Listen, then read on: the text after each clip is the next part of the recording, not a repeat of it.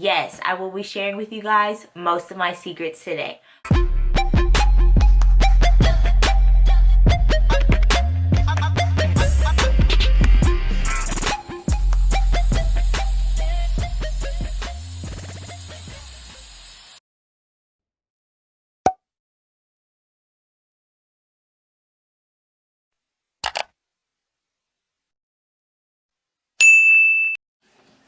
Hi and welcome back to my channel. I'm Chrissy, and as you can tell by the title of this video, it is going to be travel hacks for spring break. Yes, I will be sharing with you guys most of my secrets today.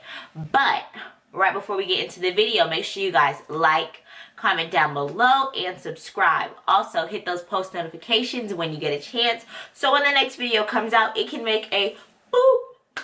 Now without further ado, let's get right on into the video.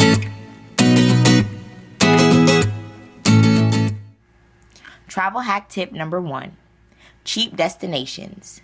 If you're unsure of where to go, you can easily search cheapest places to travel to. Forbes has a really good list that they post every year. Now, once you have your list, it's best to condense it down to 2. And when you start planning, you will use these 2 countries and pick whichever one is cheapest.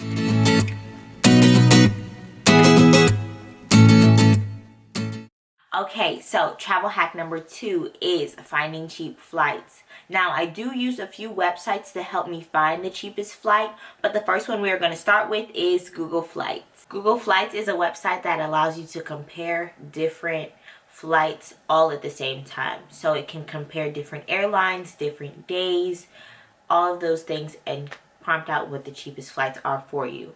So put in where you are leaving from, where you are going to. Now with this you can keep it general, so I'm putting Jamaica, even though Jamaica does have 2 airports.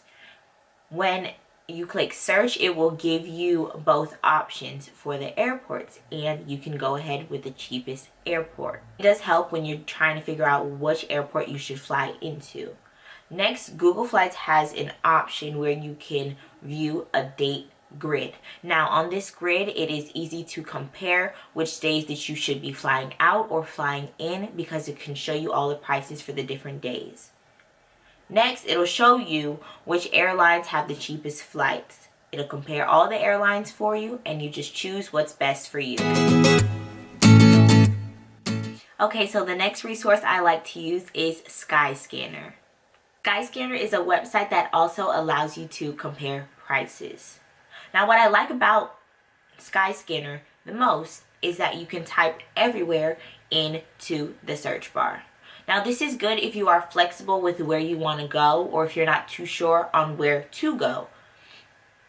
When you do this, it will prompt all the cheapest places for you. It will give you places within the US and places outside of the US. Then just go ahead and pick the cheapest option for you. See, this feature can easily help you find flights for all kinds of outrageous prices, some as low as even $60. Okay, so the next resource on the list is my absolute favorite, and it is Hopper. It's an app that predicts future airfare prices and can notify you when the price drops. Hopper also has the same feature as Google Flights that allows you to see a grid of dates. The dates will be displayed in green, orange, dark orange, and red. Red being the most and green being the cheapest.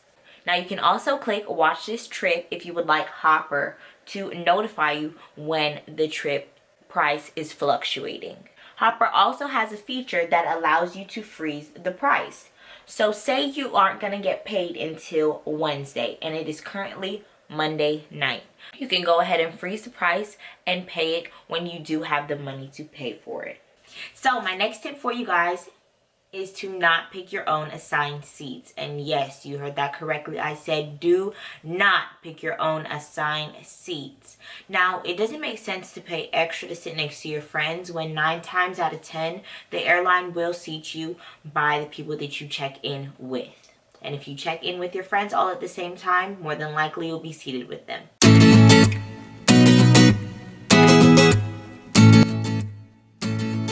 My next travel hack for you today is travel with your friends.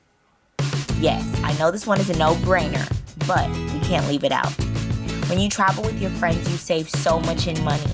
Whether it's the hotel or Airbnb, the taxis or Ubers, or even food, splitting the cost amongst either a small group or a large group can save you a lot in the end.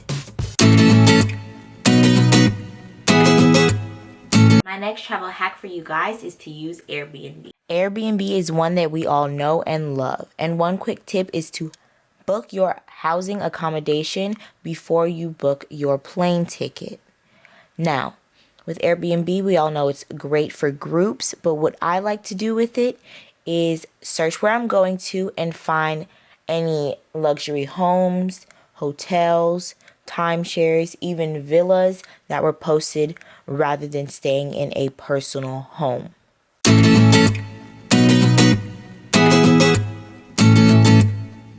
My next hack for you guys is to use Priceline. Okay, so another one of my all-time favorites is Priceline. And I like to use Priceline because they have the bundle and save deal. With this example, I'm going to be showing you guys a 5-day vacation from Fort Lauderdale, Florida to Montego Bay, Jamaica. I like to look for any all-inclusive hotels, and I found this one for $606, hotel and flight together. So I like to look at the reasons to book as well as the guest ratings. And then when it prompts you to the room assignments, I like to personally not pick my own room if that is the cheapest route. I have learned from past experiences that not picking your own room can easily get you an upgraded room assignment.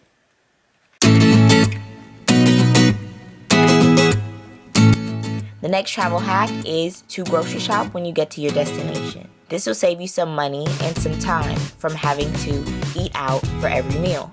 You can easily go buy some cereal or eggs and make some breakfast, get some fruit or ice cream and have some snacks, and even water, just so you won't have to purchase certain things from the hotel when they could be a lot cheaper at the market nearby.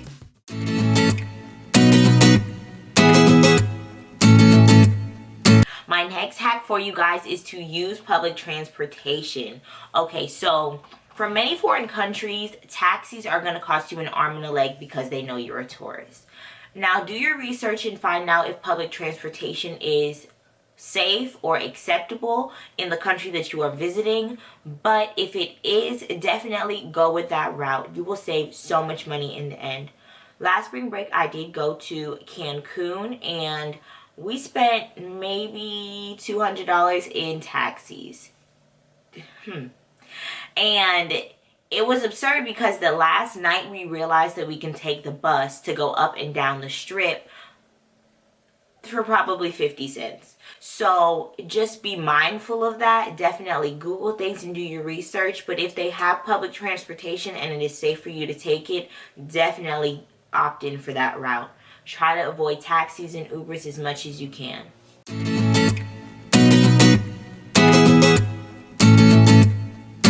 Okay, so now, this is the biggest thing that I'm going to tell you guys. If you have not listened to anything yet, I need you to be listening right now. When you go to a foreign country, the exchange rate is going to get you. But you need to be cautious of where you exchange your money. Try to not exchange your money at the airport or any other touristy places because they're going to cost the most. If you can wait till you get a little out from touristy places depending on where you're going, or find your way around as best as possible, and maybe you can stop at a gas station, that will definitely help you. Also with money, sorry, I'm going to be looking at my paper for this one because it's so important. Make sure you find out whether or not your credit card has a foreign transaction fee. Now, if your credit card has a foreign transaction fee, try to use it as least as possible because you will be taxed for all of those times that you use your credit card. Okay, so the next thing is a conversion app. You need to get a conversion app on your phone. If you are going to a foreign country, you need to get a conversion app on your phone. You do not want to get tricked or bamboozled because you weren't aware of just how much money you were spending.